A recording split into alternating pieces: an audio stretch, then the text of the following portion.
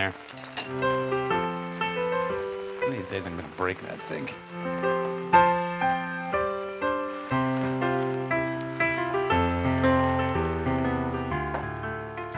Welcome to Historical Drams on the Whiskey Vault channel. I'm Daniel Whittington, Chancellor of Wizard Academy Whiskey Marketing School.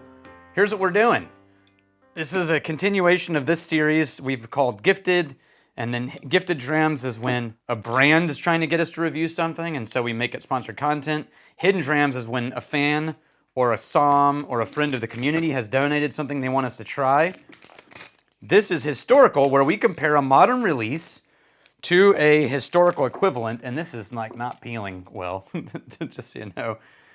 So I've got Wiser's 18. I decided to do this after talking with Dr. Don, and I managed to find a bottle of 1966 Wiser's 18, which means it's got a tax stamp of 1948 on the side of the bottle. I mean, come on, that's pretty rock and roll. And I was looking at where it came from, and I bought it. I was pretty sure someone had donated it, but it's been a while, and I put a name tag on it, and it fell off in the vault. And yeah, I bought that one. So I emailed Dr. Don and asked him if he had any thoughts about this one, and he just said, yeah, that was when it was being made at a completely different site. So it'd be interesting to see the product of Modern 18 and Historical 18. So I'm gonna crack this. We're gonna start with the old one, the same way that we did before, and there's not a good, easy way to... It looks like they put the tax stamp over the perforated tab. So this was distilled in Corbyville, modern-day Belleville, Ontario. Production of this one is at Windsor. Totally different distillery. Hiram Walker is a product. And if you go, oh, it's a screw top. Okay, well, I feel a little silly working so hard at that one. All of these are going through a column still. That's their first run, and I think mostly this is likely corn spirit distilled up to 94.5% alcohol, which is just below vodka, and then aged for 18 years. I'm going to set them on the outside edges like that. If you can see that, I'm going to, safety first. So, don't know a ton about what's in these. Hiram was one of the originals in Canadian whiskey. If you go look back, and Dr. Don had pictures of these in his presentation, recipes that he was using when he was creating, and he's like putting all kinds of stuff into the whiskeys, like bitters and flavoring and all, and just playing around with it, and it's eventually the kind of thing that leads into this directionality of the 9.09% rule, where you can add an additional less than 10% of other products into a whiskey. It adds up to 110% basically. And but now the rules are different. You can't just throw flavoring in there. You can't just go take some syrups or some sweetness and just dump it in a vat. It's got to be wine or spirits, and if it's spirits, it's got to be aged spirits that goes into it. And so you can have a whiskey that has some wine in it, up to 9.09%, or a port, or you can have a whiskey that's got another spirit up to 9, right, but it's got to be aged. This one, don't know. My understanding is that it is mostly the distilled column. So think of this as closer. I'm going to say, think of this, before I pick it up, I'm saying this to myself. Think of this as an 18-year-old grain spirit in Scotland. Single grain. One distillery, right? And I bet we're going to get closer to what the flavor profile is aiming for, as opposed to if you're looking to an 18-year-old Scotch, or, I mean, an 18-year-old bourbon is going to be poof. Whew. Yes. Yes. That is exactly what it smells like. Oh, man, there is a note of cotton candy in this 1966 bottle that is like almost a cinnamon direction cotton candy. It's got this really nice, pungent, overripe apricot, super vanilla frosting. There's a lot of density to this. Oh, it's musty. This is very cool. It makes me want to pull a grain whiskey out of our collection that is an older grain whiskey. But yeah, I think you read a lot of reviews on the, and I'm going to try this one next. You read a lot of reviews on these kinds of, you know, Weiser's 15, Weiser's 18, Weiser's older. And people are like, oh, it's simple. Oh, it's flat. Oh, it's disappointing. I think because when you compare things, you're holding it up in your head to something else. So when I smell this and I think, oh, this is really good compared to what? Something in my head. Or if I smell this and go, oh, I don't like this, compared to what? Right? That's not an objective reality in your head of just like, this is good, this is bad. You're always saying, because in the wrong context, things are amazing or bad, right? A really great hot dog is great, but not if it's shoved into an ice cream, right? In the wrong context, you're gonna be like, oh, I don't like this. But you like hot dogs, yeah, but you like ice cream, yeah, but I don't like this. Well, because it's not good ice cream or a good hot dog, right?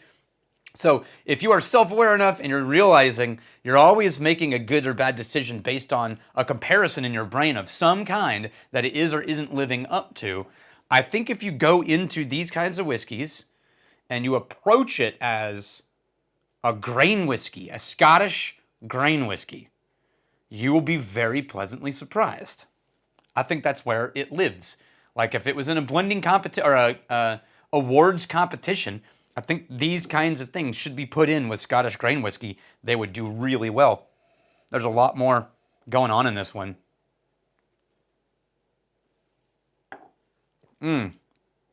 Little bit of a wet paper note on that palate. A little flat, oaky, kind of caramel drizzled. Not a great palate. Really like the nose. Let's try the modern 18. Ah, that's a good one.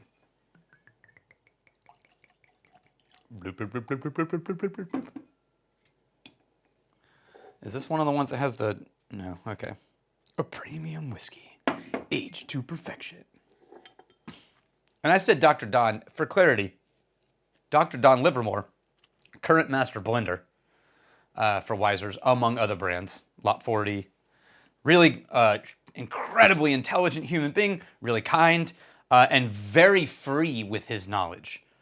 You will never find him stonewalling on answering hard questions or giving behind the scenes. You can email him asking questions. I've found him to be very gracious and very transparent about everything, and very strong opinions, just like all the rest of us whiskey nerds. All right. Wow. I'm going to say that's really close. It's different, but we're talking single-digit variations right now. Nose on the 18 still has that it's a softened vanilla cream. It's got a little bit of that same kind of apricot direction. Not as much as this one. This one's more caramel versus vanilla comparatively. I think I just spilled some on my mustache. I'm going to smell that for a while. All right. Softer, kind of metallic note. Aluminum. Yeah. Palate. Better palate. Yeah. This one tastes antique-y. Like, I think maybe that seal wasn't as solid as we wanted it to be. And here's what I mean by that. Downstairs, we have an antique cupboard. We've got multiple of them, it's this place. Like, it looks sort of like this. And when you open up the door on this furniture, there's a smell that comes out of that antique wood oil furniture, and it's strong.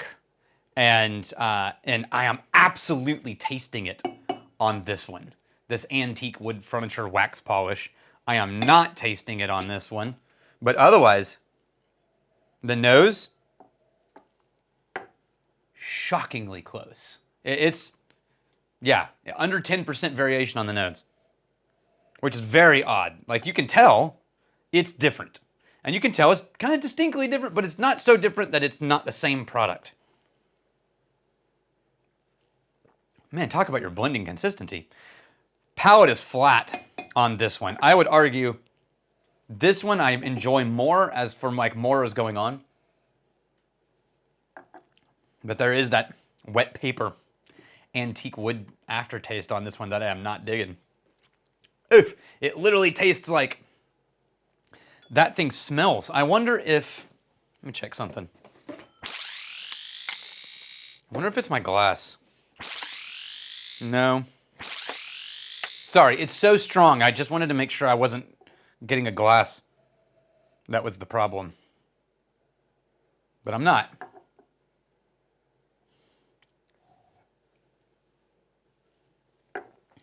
Yeah. Okay, one really cool thing. This is a more enjoyable overall. This one has a better nose. They're really, really close to being the same whiskey.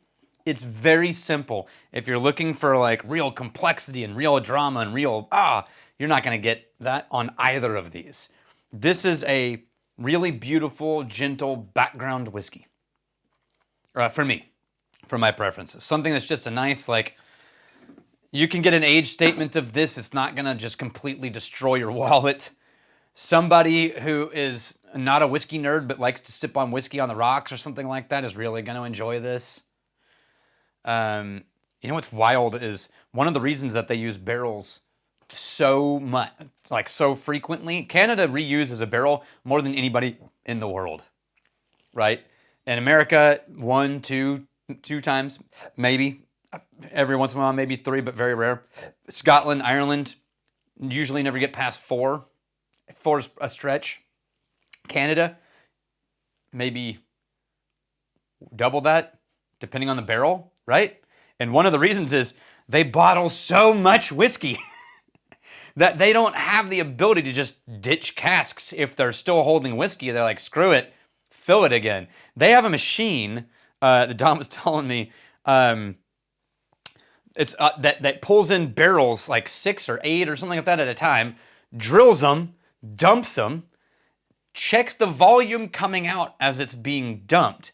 If the volume is within a reasonable parameter of what it expected to find, it assumes it's not a leaking barrel, and it refills it immediately on the spot, puts the bung back in, and it goes back into the warehouse. Shunk. That all happens. Do you know how many barrels you go through at that rate? You just keep reusing. And do you realize the volume of whiskey that equals? The fact that you've automated that process so efficiently. They have almost 2 million barrels in storage. Good Lord. Anyway. All right. So that was an interesting one. I think I already stated this is what this is for. More of this is not for the nerds. If you're one of the nerds, this isn't whiskey made for you. And so it shouldn't be judged as such. But I hope that was interesting to you. Cheers to you. I'm really glad you're here. Yeah, look, we like to think this channel is for everybody, not just the whiskey nerds, but let's be honest with ourselves. Only whiskey nerds are watching whiskey review videos on YouTube, so welcome. Like and subscribe.